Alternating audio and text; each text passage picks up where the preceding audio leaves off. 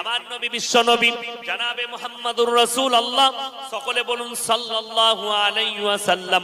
মা ফাতেমা বলছেন, হযরতে মা আয়েশা বলছেন, ইয়া রাসূলুল্লাহ, ইয়া হাবিবাল্লাহ, আপনি কেন এত কান্নাকাটি করছেন? আমার নবী বিশ্ব নবী বললেন, জাহান্নামে আমি মেয়েদিকে আমার উম্মতি দিকে আমি তিনটে মেয়েকে এমন অবস্থাতে দেখেছি, তাই আমি কান্নাকাটি করছি। ইয়া রাসূলুল্লাহ, ইয়া হাবিবাল্লাহ, আপনি কি অবস্থায় দেখেছেন? আমার নবী বিশ্ব নবী বললেন, আমি একটা মেয়েকে দেখলাম মাথার চুলগুলো বাঁধা অবস্থায় জাহান্নামের আগুনে ঝুলানো আছে, আর রক্ত চর্বি গলে গলে পড়ছে, কিন্তু মৃত্যুবরণ করেনি। আর একটা মেয়েকে দেখলাম হাত পা বাঁধা অবস্থায় উল্টো দিকে ঝুলানো আছে, আর রক্ত চর্বি গলে গলে পড়ছে, কিন্তু মৃত্যুবরণ করেনি। আর একটা মেয়েকে দেখলাম পেছনের রাস্তা দিয়ে আগুন ঢুকছে এবং মুখ দিকে বের হচ্ছে, কিন্তু মৃত্যুবরণ করেনি। আমার নবী বিশ্ব নবীকে বললেন, ইয়া রাসূলুল্লাহ, ইয়া হাবিবাল্লাহ, এরা কি অপরাধ করেছে?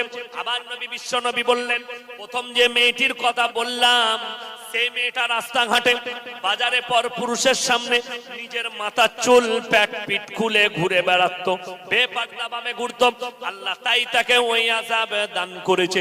দ্বিতীয় যে মেয়েটির কথা বললাম, সে পাড়া প্রতিবেশীতে একে অপরের মধ্যে ঝগড়া বিবাদ সৃষ্টি করত আর নিজের স্বামীর অবাধ্যতা করত, আল্লাহ তাই তাকে ওই আযাব দান করেছেন। তৃতীয় যে মেয়েটির কথা বললাম, সেই মেয়েটা নিজের স্বামী ছাড়া অপরের সঙ্গে শারীরিক সম্পর্ক রাখত। আল্লাহ আমার মা বোনের দিকে হেফাজত করুক, জোরে বলুন আল্লাহুম্মা আমিন। আমার ভাই, আপনি যদি আপনার মাকে, আপনার স্ত্রীকে পর্দা না করতে পারেন, আপনার থেকে দুর্ভাগ্যবান আর কেউ নেই। আমেরিকার শিকাগো শহরের একটা মেয়ে তার প্রতিবেদনে লিখছে, আমি একজন ইহুদিদের মেয়ে, কলমা পড়ার পূর্বে আমার ব্রেনে ঢুকেছিল কেন মুসলমানদের মৌলবীরা, এই আলেমরা মুসলমানদের নারীদিকে বঞ্চিত করেছে, এই দুনিয়াতে পর্দা পরিয়ে মেয়েদিকে যেন তারা রক্ষা করেছে, মেয়েদিকে তারা বন্দি করে দিয়েছে। বোরকা মানে বন্দি ভেবেছিলাম, বোরকা মানে আমি ইজ্জত ভাবিনি। আমি তারপরে চেষ্টা করলাম নিজেকে দিয়ে পরীক্ষা করার জন্য। আমি একটা ছোট্ট নোংরা পোশাক পরে আমেরিকার শিকাগো শহরে 1 ঘন্টা 2 ঘন্টা নয়, 5 ঘন্টা পায়ে হেঁটেছি। 5000-এর বেশি পুরুষ আমাকে ব্যভিচারের জন্য দাওয়াত দিয়েছে। তারপরে আল্লাহর কসম, আমি যখন বোরকা পরে 5 ঘন্টা হাঁটলাম, মানুষ তো দূরের কথা, কোন প্রাণী পর্যন্ত আমার দিকে তাকিয়ে দেখেনি। এটাই আমি দেখে তারপরে কালমা পড়লাম, বলুন সুবহানাল্লাহ। সে তার প্রতিবেদনে লিখছে, আমি যখন দেখলাম বোরকা পরে একটা মেয়েও আমার দিকে তাকায়নি, একটা পুরুষও আমার দিকে তাকায়নি, প্রাণী পর্যন্ত তাকায়নি, তবে বুঝতে পারলাম এই বোরকার মধ্যে নারীর একটা বড় মর্যাদা আর ইজ্জত লুকিয়ে আছে, জোরে বলুন সুবহানাল্লাহ। আমাদের দেশের কিছু মানুষ তারা বুক ফুলিয়ে বলে কে নারীকে ইজ্জত করো। আমাদের দেশের প্রাইম মিনিস্টার জি মোদি জি, তিনি বলেছেন বেটি বাঁচাও বেটি পড়াও। আমি মোদিজিকে বলবো, মোদিজি, আপনারা দেখেছেন আমাদের দেশের ফিল্ম সিটি, যেখানে বাংলা টলিউড, বলিউড, হলিউড, কলিউড যতগুলো আছে, সেখানে ফিল্ম তৈরি হয়, সেই ফিল্মে নারীদের কতটা মর্যাদা রেখেছে একটু আপনারা ভাববেন।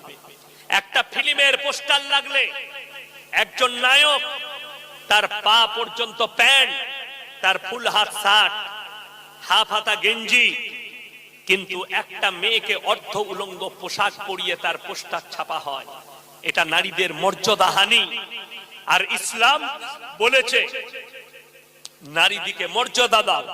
আমার নবী বিশ্ব নবী সাল্লাল্লাহু আলাইহি ওয়াসাল্লাম নিজের মাথার পাগড়িটা হাতেম তাইর বিটির মাথায় চাপিয়েছে।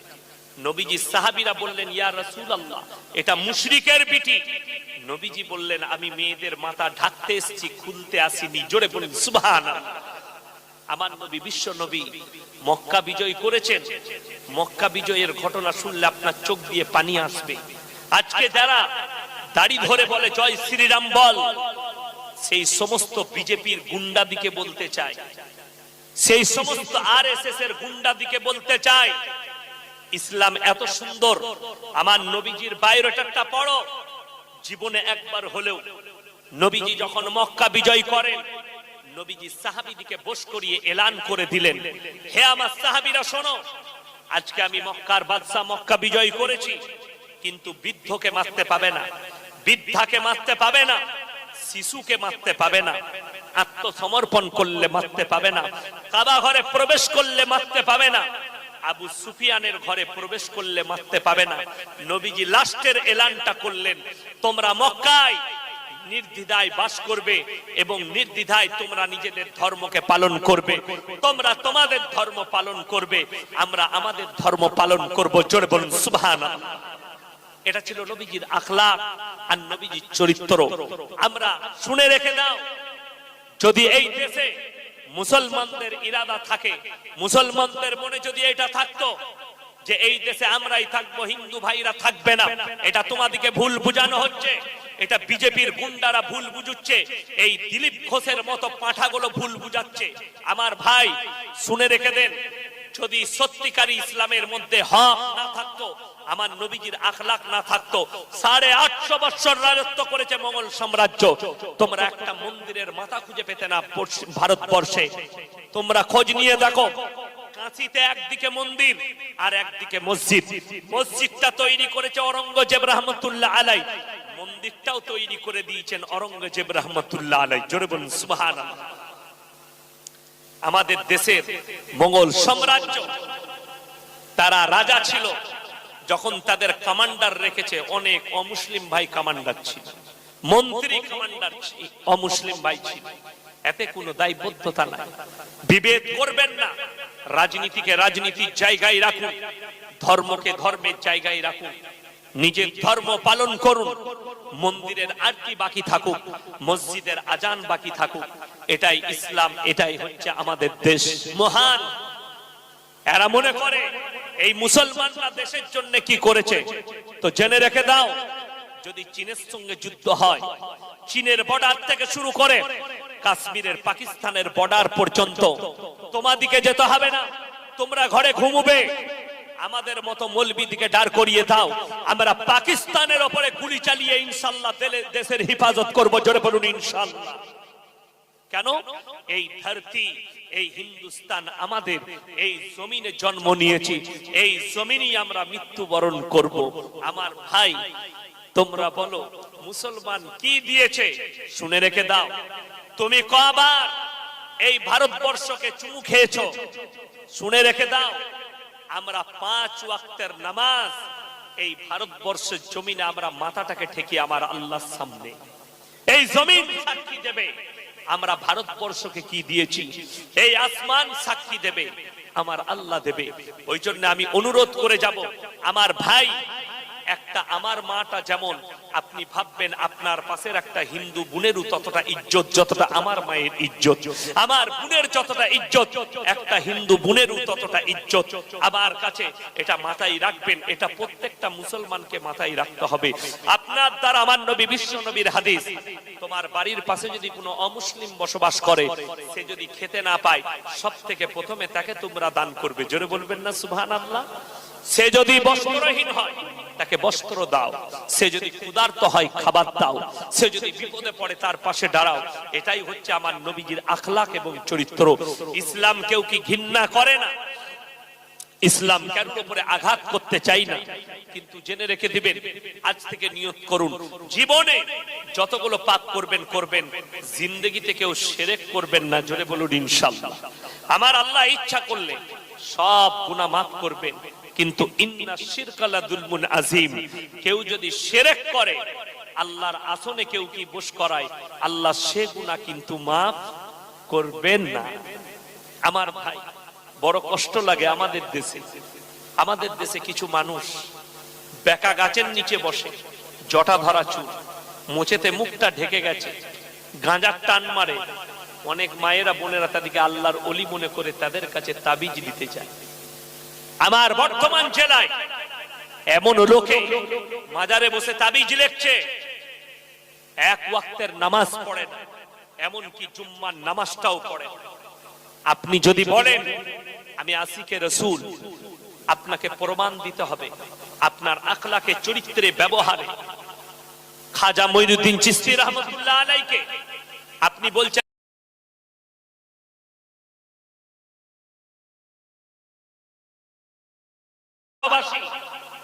আজমির শরীফে যাই আমি বছরে একবার জিয়ারত করতে, কিন্তু তুমি নামাজ পড়তে পারো না, রোজা রাখতে পারো না, খাজা বাবার মতো হতে পারলে না।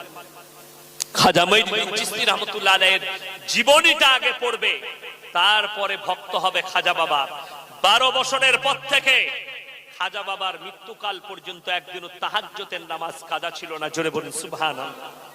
তুমি এখনো পশ্চিম চিনলে না আর বলছে খাজা বাবা আমাকে জান্নাতে নিয়ে যাবে। তোমার মতো মুরিদকে খাজা বাবা ঝাঁটা জুতো মারবে। তুমি বলছো মেজ হুজুর পীর কাবরা রহমাতুল্লাহ আলাইকে ভালোবাসি, তার আখলাক তোমার মধ্যে কই? তার চরিত্র তোমার মধ্যে কই? কিয়ামতের দিনে ঝাঁটা জুতো খাবে তাদের হাতে তোমরা, তোমাদের কাছে থুপ ফেলিয়ে দেবে। এরা আমার মুরিদ হতে পারে না।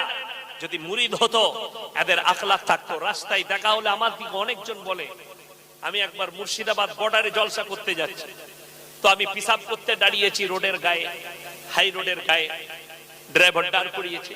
একটা ছেলে মোটরসাইকেল অনেকটা গিয়ে ঘুরে এসছে স্পিডে। আমার ড্রাইভারকে জিজ্ঞেস করছে এটা ইয়াসিন হুজুর না? বলে হ্যাঁ হ্যাঁ। বলে আমি খুব বড় ফ্যান, খুব ভালোবাসি। এলো আমার কাছে, মুলাকাত করলে, হুজুর ভালো আছে? ভালো আছি। কি ব্যাপার? বলে হুজুর আপনার জলসা না শুনলে আমার জান ভরে না, আপনার খুব বড় ফ্যান।